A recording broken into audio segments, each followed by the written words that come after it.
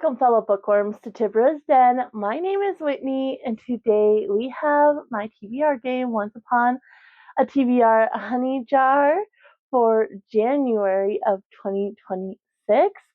Now, my goal last year was to run through all the prompts I had, and I didn't quite do that, so we are still starting with just a small number of prompts because I want to make sure I hit every prompt in the honey jar at least once.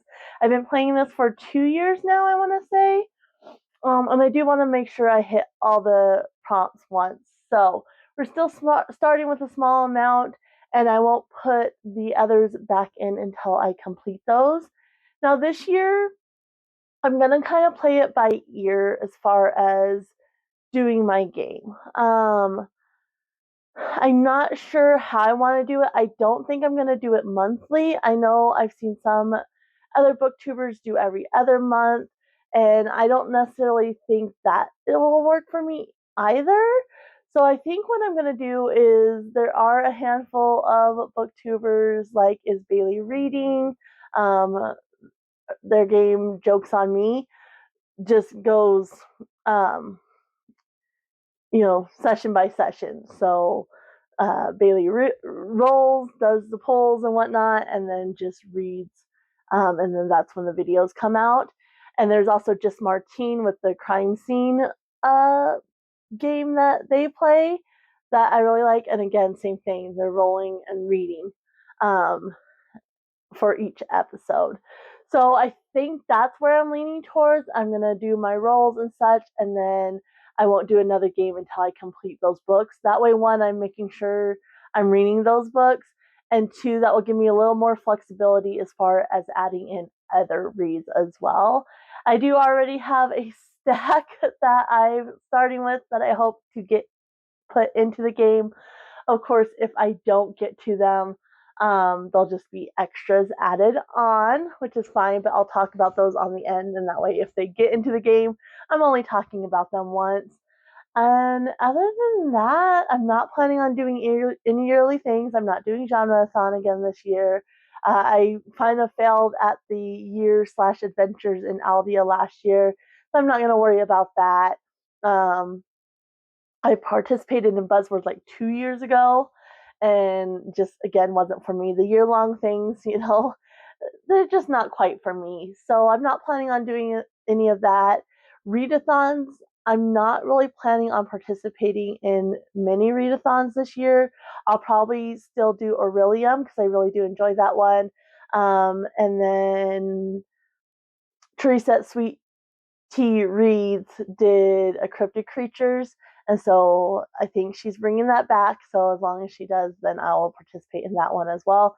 And if there's other ones that catch my eye, I'll probably join them loosely. But my problem is I tend to take it a little too seriously, so that's the problem. And I get a little too invested in them. The only other one that I've been participating, but I haven't heard any announcements yet. I know she was planning on bringing it back in January, is Kim from Expedition Through Pages, their competitive team-based game that we did each month. Last year it was Kim and her mom, and then Amy and her mom were the team leads, and we kind of battled it out, and that was a lot of fun. And we took a break, get through the holidays, and Kim was revamping things. But I haven't heard anything, so I'm not thinking it probably will start in January. But that one I always have a fun time with. So once she brings it back, I will definitely probably be joining in on that one as well. But for January, it's just kind of the stack I already have and whatever kind of comes up in the game. So let me go ahead and get the game board set up and get you guys flipped around, and we'll see the gameplay. All right, so just a reminder, I do still have one reward token from last year. This allows me to forgo a honey jar prompt. We are bringing back the genres for the different colors. So if I land on a blue, I need to go with a sci-fi. Yellow is historical, green is fantasy, red is romance, orange is mystery, thriller, horror. Purple is still a free space, so any genre, and I do not need a honey jar prompt. And then black, I move forward 3 spaces and use that genre for whatever color it is, and I need to pull 2 honey jar prompts. We do need a roll for our character.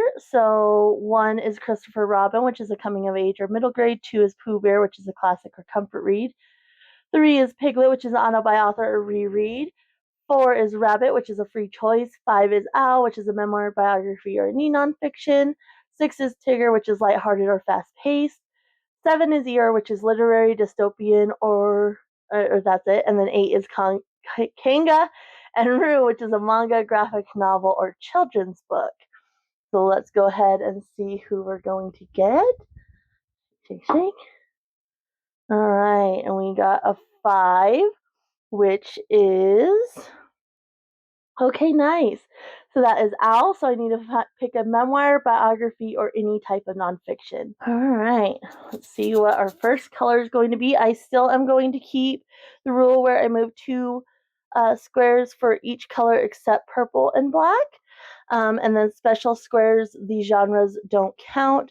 So if I land on a special square, unless it's like this one's Christopher or Pooh, go to next yellow, that doesn't apply to Owl. So otherwise, special squares, the genre doesn't matter. Let's see what we start with here. This one. Okay, so we're starting with a sci-fi. So we go 1 and 2. So we need a sci-fi that fulfills the prompt of... Let's just do this one. Okay, this is a fun one. So sci-fi that fulfills the prompt of 7 sins or virtue. So I'll basically randomize the 7 sins and virtues, and the book needs to be based on that. And actually turn off this light so it'll focus a little bit better. I think there's still enough natural light. Do this one. Okay, so we have a red, which is a romance. We go 1 and 2. So we need a romance that fulfills the prompt of this one. Okay. This is a fun one. It still doesn't want to focus. But this is Mulan, so it needs to have a gender swap. All right, let's see. Okay, perfect. We got our first black, so we go here, and then 1, 2, 3. So green is a fantasy, and I need 2 honey jar prompts. Okay, let's do this one first. Okay, so we have Jinni or Jin. It really does not want to focus today for whatever reason. Probably because of the glare. So Jinni or Jin, that's Aladdin, combined with, do this one. Okay. So we'll probably end up having to choose 2 books for this, because this is a bookworm and it's spirit animal inspired, which I have a deck that I use for that. All right. Gonna have some interesting books, I think. Let's do this one. Okay, we have an orange, which is a mystery or thriller. So we go 1 and 2. The mystery, thriller, or horror that has... Let's do this one. Okay. So this is a fun one. This one is a bookworm, and it's employee or librarian pick. So I basically go to a bookstore or a library and have them pick out a mystery, thriller, or horror for me. All right, and up next, another sci-fi, so another blue. Doesn't move us very far. There's that. So another sci-fi that fulfills the prompt of this one. Okay. So this is book based on last thing I watched. So I'll have to do whatever I watched last and find a book based on that. All right. Next is a yellow, so that's a historical. Go 1, 2. That moves us very far, makes up for that last blue. So I need a historical that fits the prompt of... Okay. This is Beauty and the Beast, so inventor or creator. It really just does not want to focus. All right, getting closer.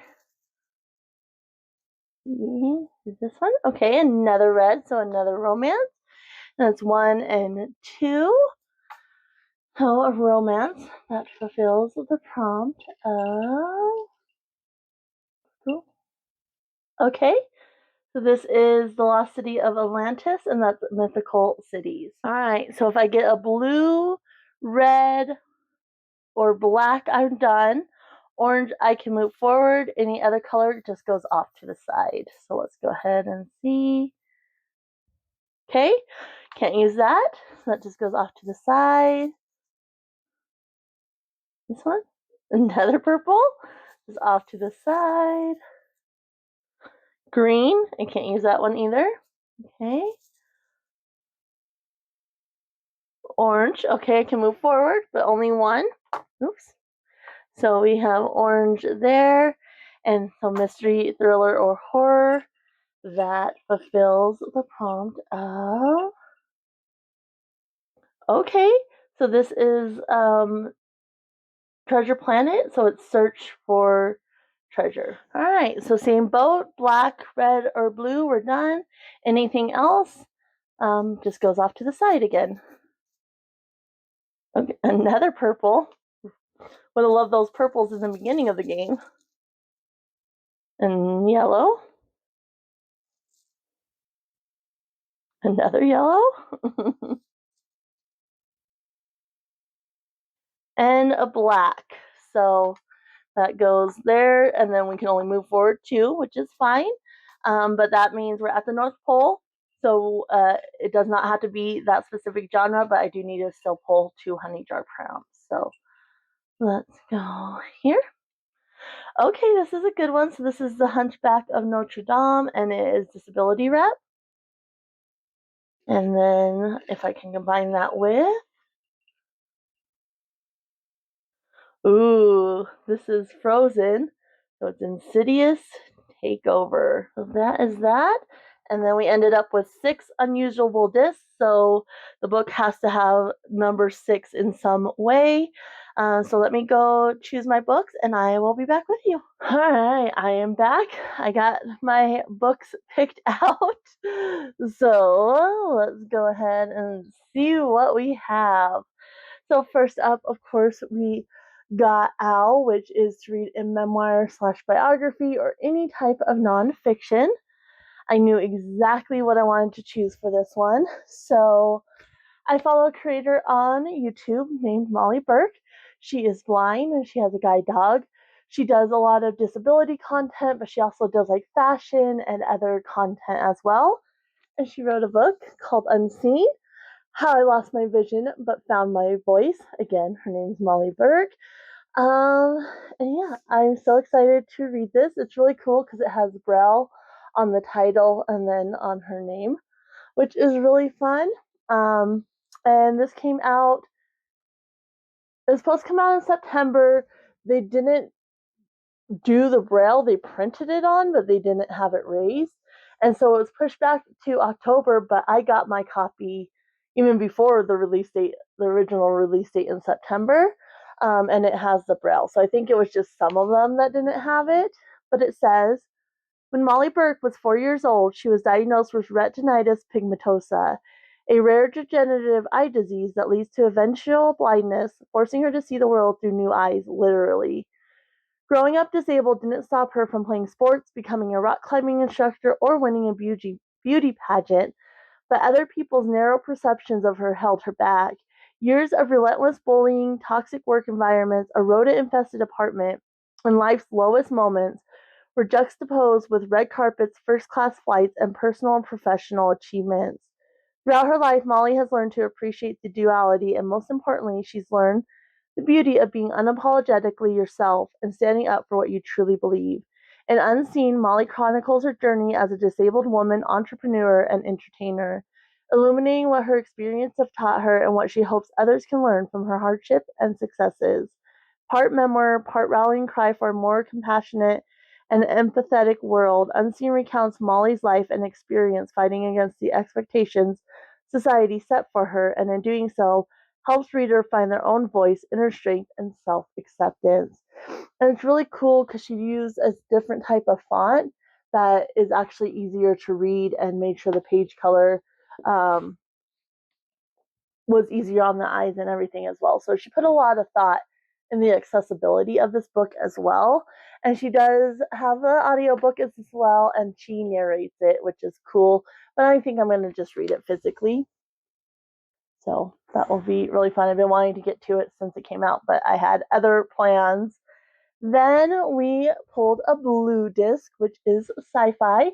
The genres are back this year because I want to make sure I'm getting through different genres and not just going to my go-to ones. And for this one, we got, it really just does not want to focus today, The Seven Sins and Virtues.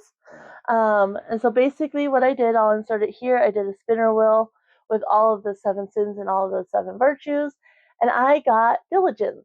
So for this one, and it does need to be a sci-fi, I have the perfect book. I actually have this one and I have the Young Readers edition.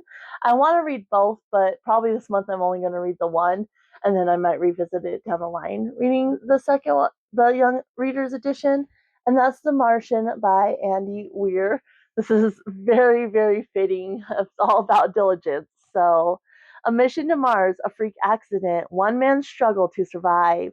When a dust storm forces his crew to evacuate the planet while thinking him dead, astronaut Mark Watney finds himself stranded on Mars' surface. Completely alone, armed with nothing but his ingenuity, his engineering skills, and a gallows sense of humor that proves to be his greatest source of strength. Mark's embarked on a dogged quest to stay alive, but will his resourcefulness be enough to overcome the impossible odds against him? So I've never read Andy Weir, and I've always wanted to try an Andy Weir book, and I have seen the movie The Martian. And so, yeah, I'm excited to give this a go. I found that at a thrift store a while back. And not my favorite copy, but I figure if I really enjoy it, I can always get a nicer one. So then we pulled a red, which is a romance. And for this one, we got Mulan, which was gender swap. And all the romances that I looked up that had the gender swap aspect just really weren't ones I wanted to read. They're not ones I have. And so I decided to go ahead and use my last reward token on this one. Um, and so that just allows me to forego that honey jar prompt. And so I just needed to read a romance. And this one was one that I had tried to get on in, I think it was November, and didn't get to it. And so it was on my rollover list to read in January, and that is Business Casual by B.K. Borison. This is the last book I need to read in the Love Light Farm series. And so, yeah, I was like, I'll just use my reward and I will get this one on there. So it says, 2 opposites decide to test their chemistry with one steamy night together, but will once be enough. Nova Porter isn't looking for love, and she certainly has no explanation for her attraction to button-up, 3-piece suit-wearing investment banker Charlie Milford. Maybe it's his charm, or maybe it's his determination to help her fledgling business however he can. Either way, she's distracted every time he's around. With her new tattoo studio set to open in her hometown of Inglewild, she doesn't have time for frivolous flirtations. In an effort to get Charlie out of her system once and for all, Nova offers a proposition. One night, no strings. They'll kick their uncomfortable attraction to the curb and return to their respective responsibilities. But their explosive night together scatters their expectations like fallen leaves. And with Charlie in town as a temporary head of Lovelight Farms, Nova can't quite avoid him. And Charlie, well, Charlie knows a good investment when he sees one. He's hoping he can convince Nova he's worth some of her time. So I'm really excited. I love B.K. Borison's writing. It really just hits the mark for me. And so I'm looking forward to finishing up Love Light Farms for sure. Then we got a black, which means we moved forward 3 spaces to a green square, which is fantasy. And we had to pull 2 honey jar prompts.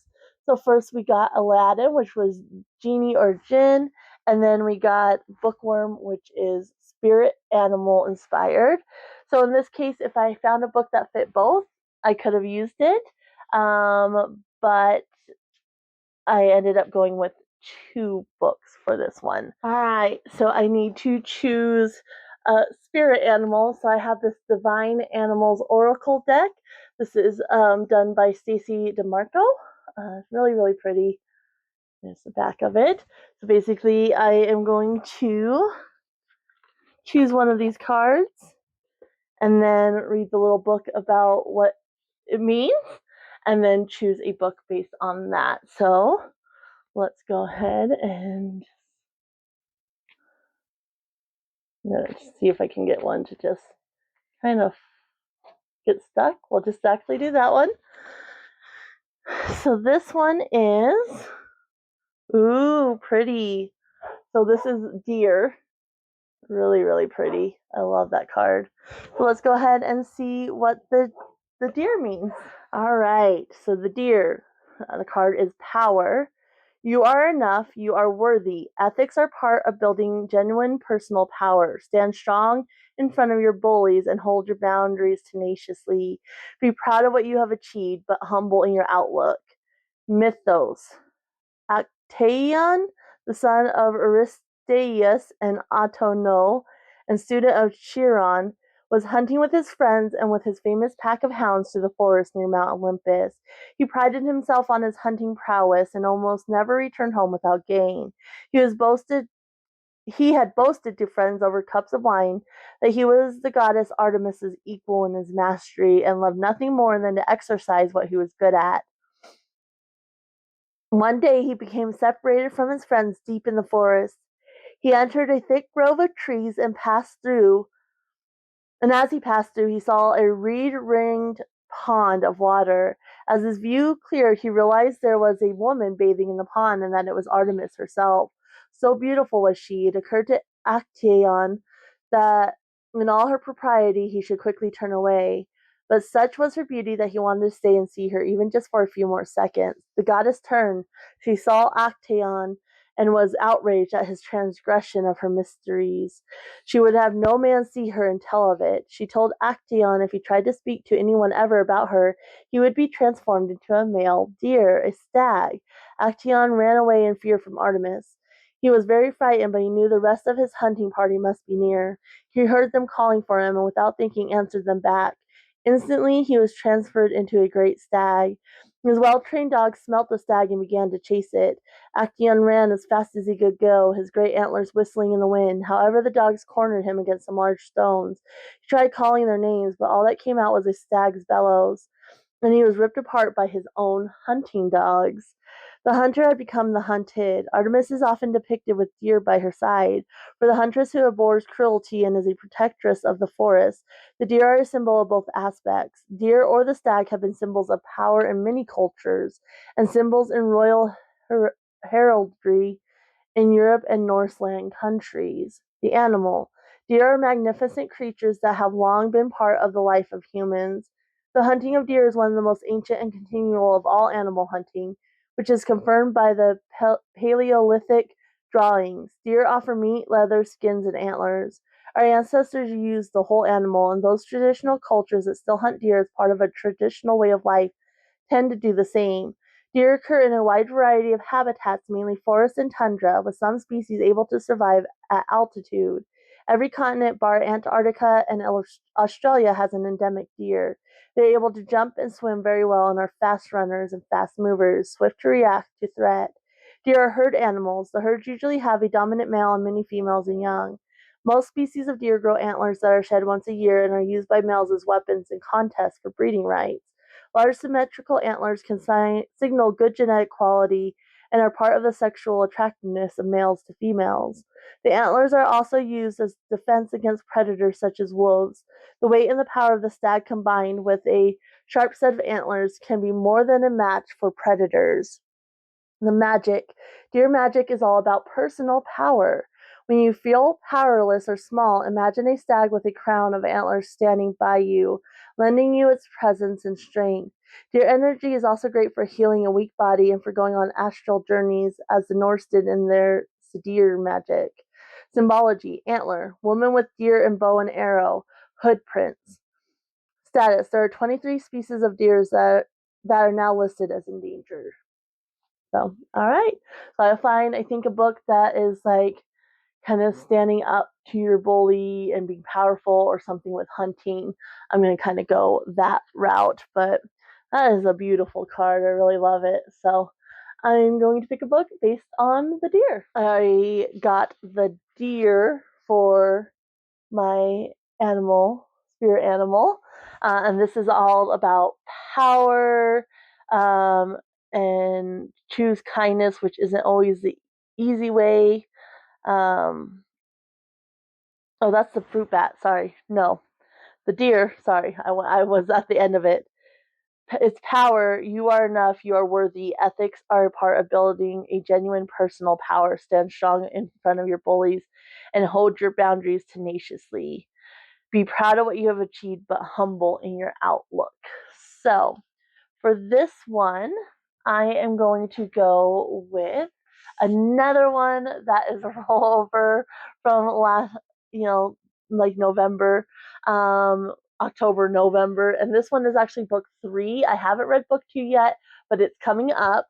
And that's The Winter of the Witch, by Katherine Arden. So this is book 3 in the Winter Night trilogy. And basically, we're following Vasilisa, or Vasia, and she definitely is a very strong character. In the first one, she kind of has to stand up to her mother-in-law, or not her mother-in-law, her stepmother, sorry. And there's also like this evil entity in the forest, and her stepmother is very like religious and doesn't like to honor the old ways and such. And Vasilisa is, it's kind of historical, and women are just expected to get married, take care of the home, have babies and such. And that's not what she wants for her life.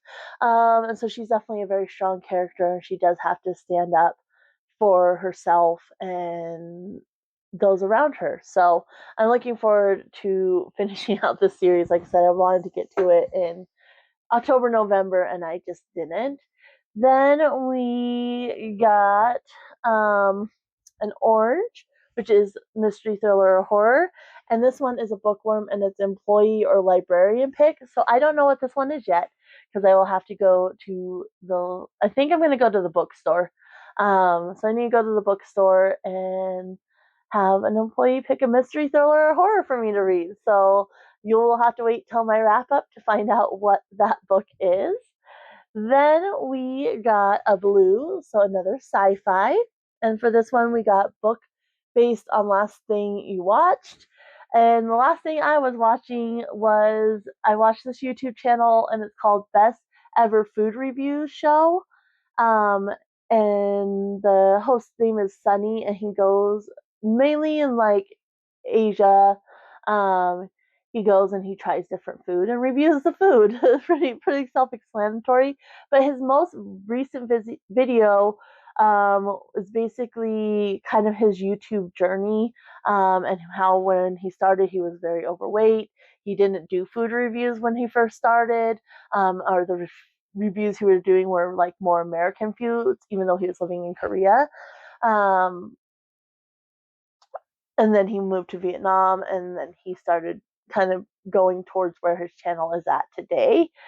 And so for this one, this is a book my husband got me for Christmas. He found it at the store. Basically, he went and he chose a handful of books at the thrift store. And this one's called Hungry by H.A. Swain. And it's in the future, food is gone. So it says, in Thalia's world, there's no more food and no need for food, as everyone takes medication to ward off hunger. Her parents both work for the company that developed the drugs society consumes to stave off any food cravings, and they live a life of privilege as a result. When Thalia meets a boy who's part of an underground movement to bring food back, She realizes that there's an entire world outside her own. She also starts to feel hunger, and so does the boy. Are the meds no longer working?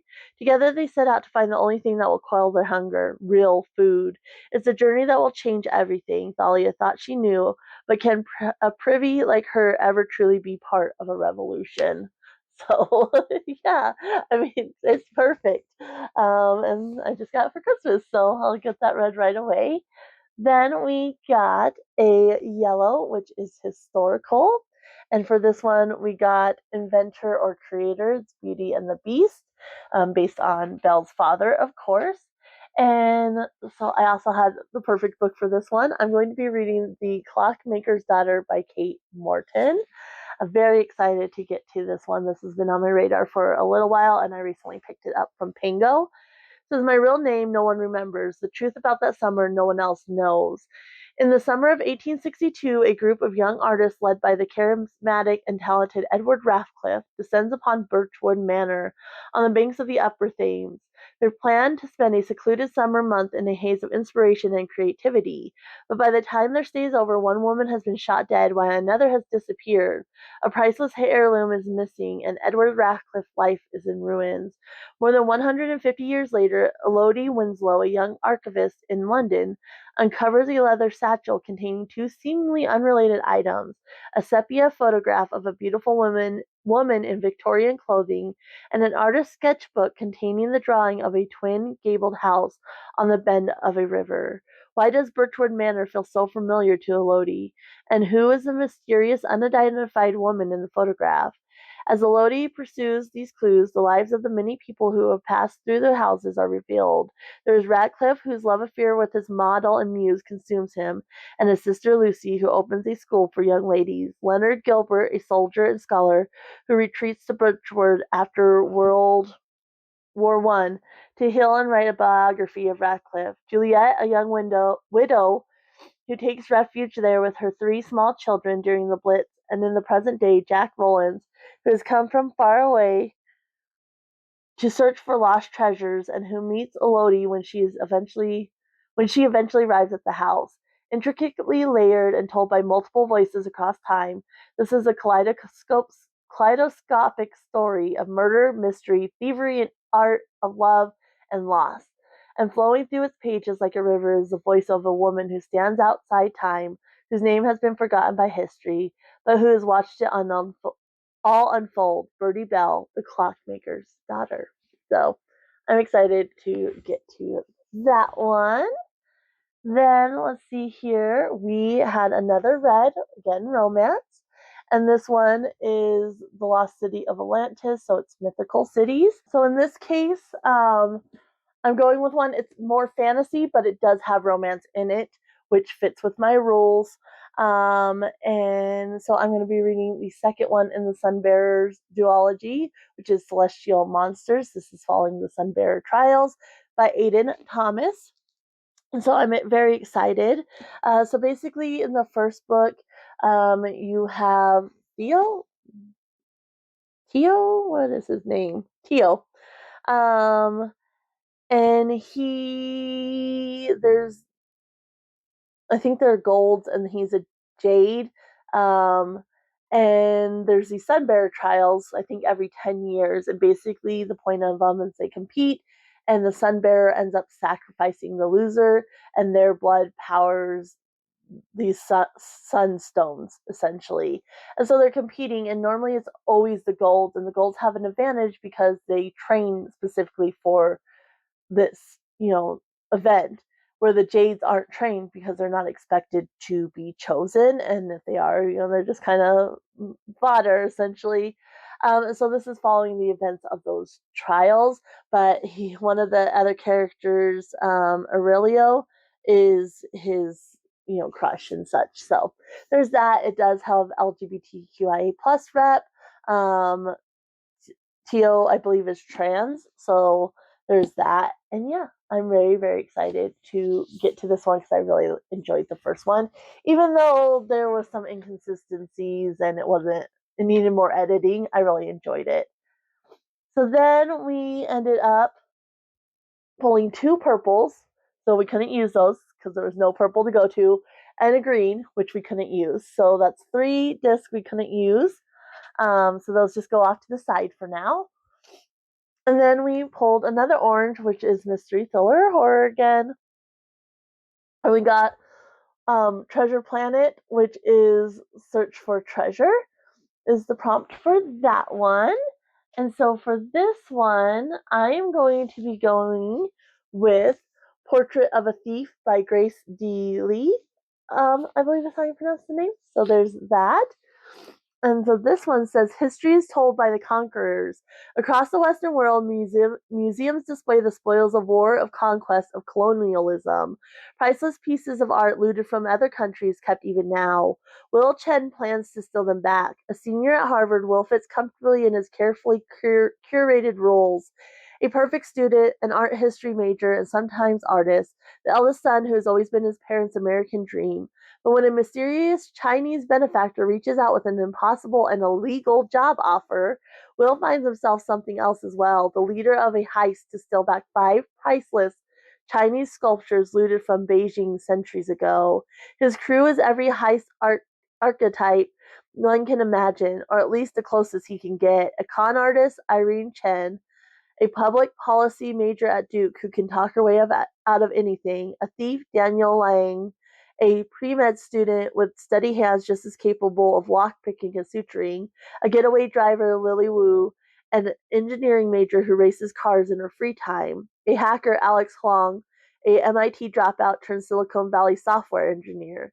Each member of his crew has their own complicated relationship with China and the identity they've cultivated as Chinese Americans. But when Will asks, none of them can turn him down. Because if they succeed, they earn $50 million and a chance to make history. But if they fail, it will mean not just the loss of everything they've dreamed for themselves, but yet another thwarted attempt to take back what colonialism has stolen. Equal parts beautiful, thoughtful, and thrilling, Portrait of a Thief is a cultural heist and an examination of Chinese American identity, as well as a necessary critique of the lingering effects of colonialism. So, very excited to finally get this. This has been on my shelves for a while, so it's about time I got to it. Then we ended up pulling another purple, which we again couldn't use, and 2 yellow, which we couldn't use. So that's up to 6 unusable discs. Again, we'll talk about those in a second. And then I landed on black. So I just moved forward into the North Pole, which doesn't matter because that's just the next spot, and the North Pole's a special square, so I don't have to worry about genre. But I did still have to pull 2 honey jar prompts. So first we got Disability Rep. This is the Hunchback of Notre Dame.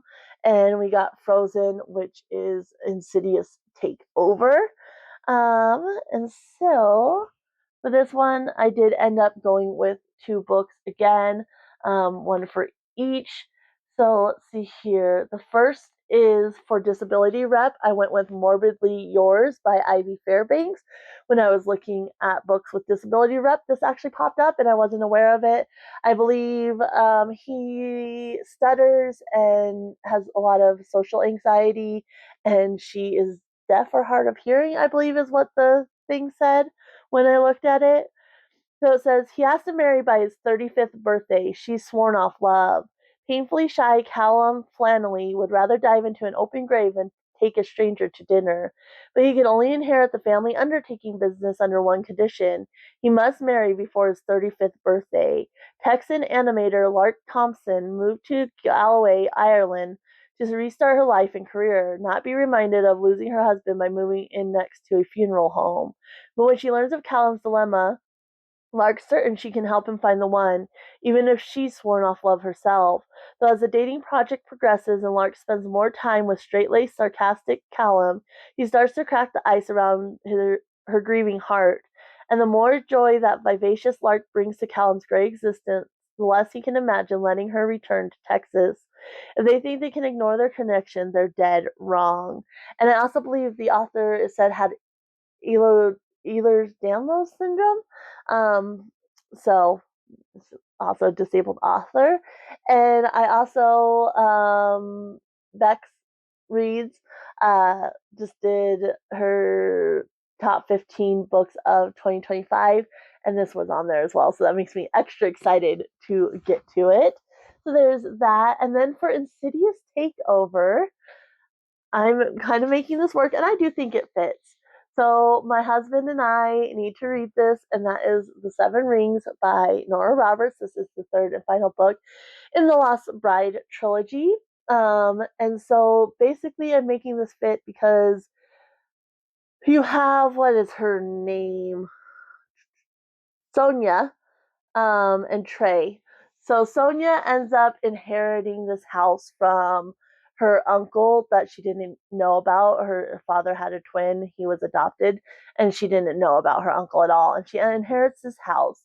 Well, this house is inhabited by this bunch of ghosts, but specifically this very benevolent ghost that has insidiously kind of taken over. So, she wants the house, and so she killed the first bride and took her ring, and then she's killed in total 7 brides and taken their ring. And so Sonia, is trying to figure out, one, what's going on with these rings and these brides, and two, try to find a way to get rid of this horrible dark spirit that's inhabiting her house. So I think that the way that the ghost kind of took over, and killed off these brides and such, and kind of took over the house, is definitely a little bit insidious. So that's what I'm stretching it and making it work for that one. So there's that. And then we had our 6 unusable discs. And so that brings us to the second book in the Winter Night trilogy, The Girl in the Tower, again by Katherine Arden. I already told you what the series was about. And so this one ends on page, I'll tell you actually, 346. So it ends in a 6. So that's how I'm connecting it. And this one, it also could have worked, except it's not a romance for the gender swap, because she does disguise herself as a male in this specific one. So it could have worked for that. But it's not a romance, and it worked for the 6. So I'll be reading that one. Then I do have my family book club, which I couldn't really make work. So unless by some miracle the employee or librarian chooses this one, it's just going to be an extra. And so my family voted, and we chose The Collective by Alison Gaylin. And so this one says, just how far will a grief-stricken mother go to right a tragic wrong? Camille Gardner is a grieving and angry mother who 5 years after her daughter's death is still obsessed with a privileged young man she believes to be responsible. When her rash actions draw the attention of a secret group of women, the Collective, Camille is drawn into a dark web where these mothers share their wildly different stories of loss as well as their desires for justice in a world where privilege denies accountability. Fueled by mutual rage, the Collective members devise and act out retribution fantasies via precise, anonymous, highly coordinated revenge killings. As Camille struggles to comprehend whether this was a role-playing exercise or terrifying reality, she must decide if these women are truly avenging angels or monsters. Becoming more deeply enmeshed in the group, Camille learns truths about the Collective and about herself that she may not survive. I think I skipped one. I did skip one. I'm just realizing that now. So the black one for the Aladdin genie or Jinn, I was going with The Golem and the Jinni, by Helene Wecker. So yeah, I was like, wait a minute, I didn't talk about that book. What happened? I just skipped it. I forgot about it.